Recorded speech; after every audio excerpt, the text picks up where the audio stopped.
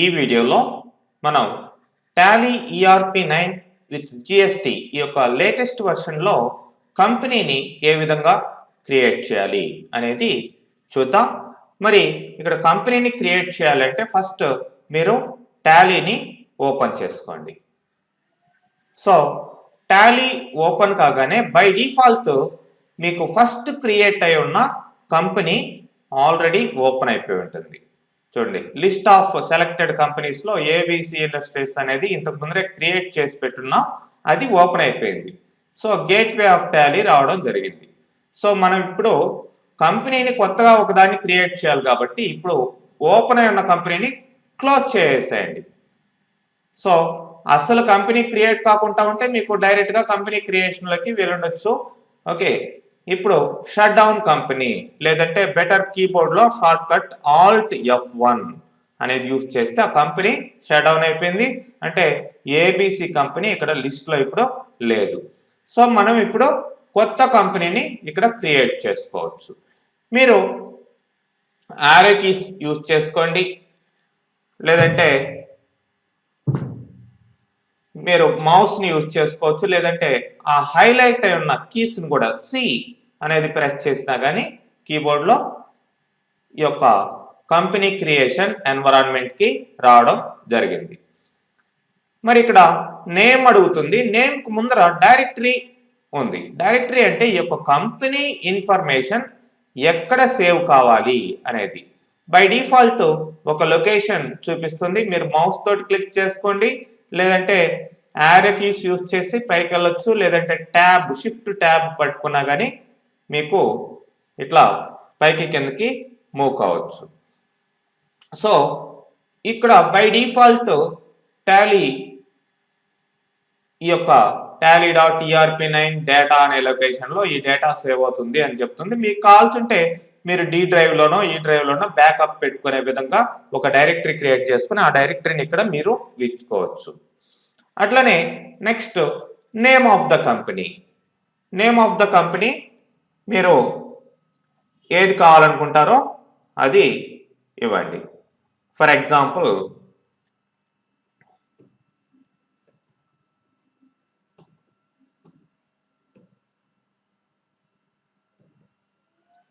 Education Tally అనేది ఇచ్చాను. So మరి మెయిలింగ్ నేమ్ ఏంటి? మెయిలింగ్ నేమ్ ఈ నేమ్ కి చేంజ్ అయి ఉండొచ్చు. ఎడ్యుకేషన్ టాలీ సంథింగ్ ఇక్కడ మీరు ఆల్టర్ చేసుకోవచ్చు. ఎడ్యుకేషన్ టాలీ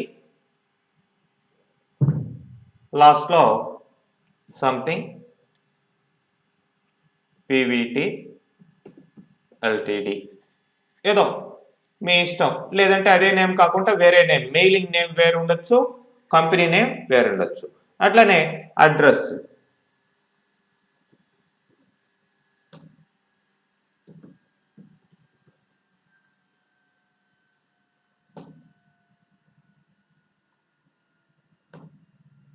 సో ఇక్కడ కంట్రీ అడుగుతుంది.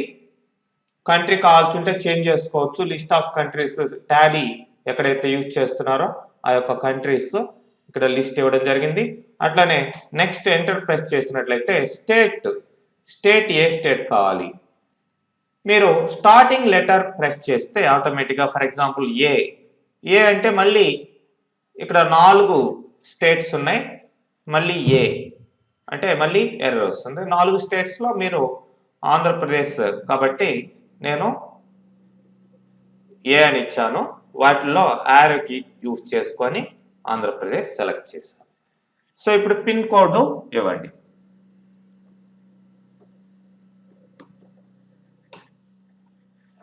సో ఫోన్ నెంబర్,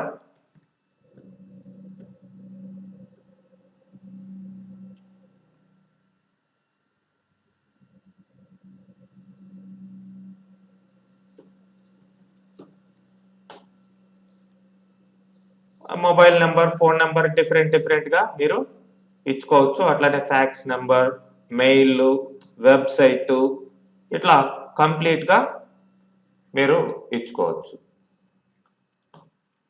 మరి ఇక్కడ మెయిన్ గా financial year begins from. Financial year ఎప్పటి నుంచి బిగిన్ అవుతుంది? జనరల్గా మార్చ్ తర్వాత ఫిబ్రవరి 1 నుంచి బిగిన్ అవుతుంది కాబట్టి అదే ఇచ్చేసాం. ఆ డేట్లోనే బుక్స్ కూడా స్టార్ట్ కావాలి అని చెప్పాం. తర్వాత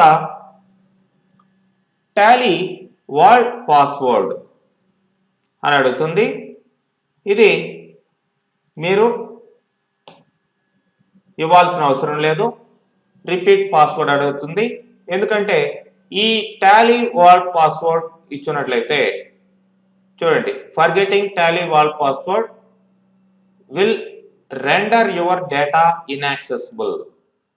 సో అది మీకు అవసరం లేదు, ఆ ఆప్షన్ని స్కిప్ చేసేయండి. యూజ్ సెక్యూరిటీ కంట్రోల్ మాత్రం మీరు ఎస్ అనివ్వండి. ఇది మీ కంపెనీకి ఓపెన్ అయ్యేటప్పుడు నేము పాస్వర్డ్ అడుగుతుంది. ఇది మీరు మీ కంపెనీ సెక్యూరిటీని మెయింటైన్ చేసుకునేదానికి ఉపయోగపడుతుంది. సో పైన ఉన్న టాలీ వాల్ట్ పాస్వర్డ్ మాత్రం ఇవ్వాల్సిన అవసరం లేదు. అది డేటాని ఎన్క్రిప్ట్ చేస్తుంది. ఎన్క్రిప్ట్ చేయడం అంటే మీరు వేరే అంటే టాలీని డిఫరెంట్ వేస్లో డిఫరెంట్ యూజర్స్ యూజ్ చేసేటప్పుడు ప్రాబ్లం అవుతుంది కాబట్టి దాన్ని యూజ్ చేయకుండా యూజ్ సెక్యూరిటీ కంట్రోల్ ఎస్ అనండి. సో ఇక్కడ name of the administrator, okay, password, అట్లనే రిపీట్ ద పాస్వర్డ్,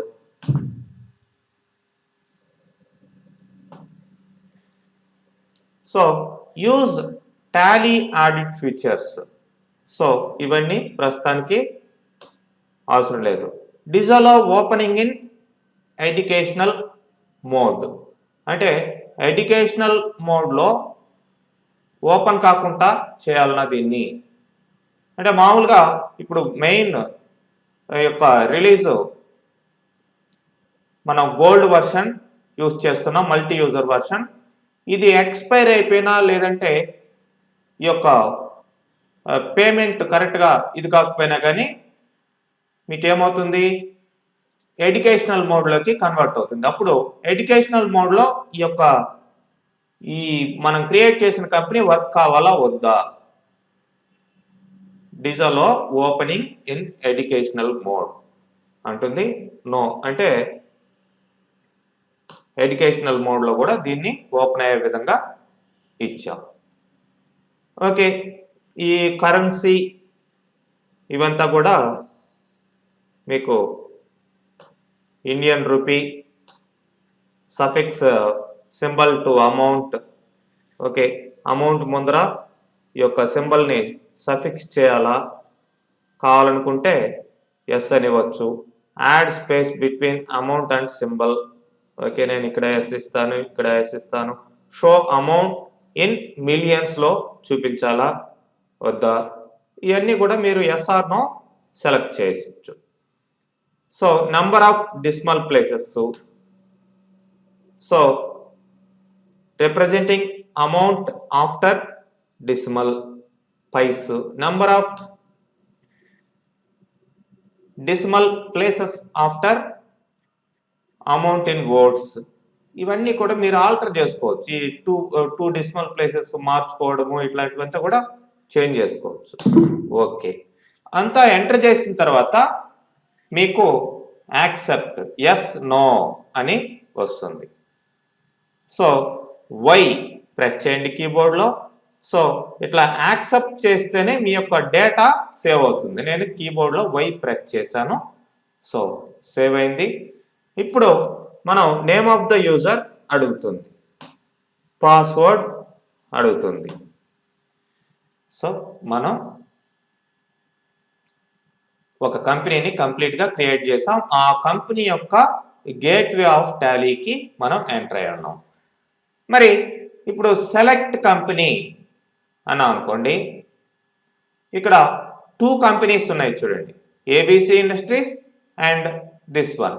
ఏది కావాలంటే అది మనం సెలెక్ట్ చేసుకోవచ్చు. ఓకే, 2 ఏబిసి ఇండస్ట్రీస్ ఇప్పుడు ఇదే ఉన్నాయి. 2 కంపెనీలు ఉన్నాయి, దాంట్లో ఏబిసి ఇండస్ట్రీస్లో ఉన్నాం. షట్ డౌన్ కంపెనీ వద్దనుకుంటే షట్ డౌన్ చేసేయచ్చు. ఓకే, టోటల్గా టాలీని క్లోజ్ చేసేయాలంటే మీరు ఎస్కేప్ ప్రెస్ చేసుకుంటూ వెళ్ళండి, లేదంటే క్విట్ అనండి, వై ప్రెస్ చేస్తే టాలీ క్లోజ్ అయిపోతుంది.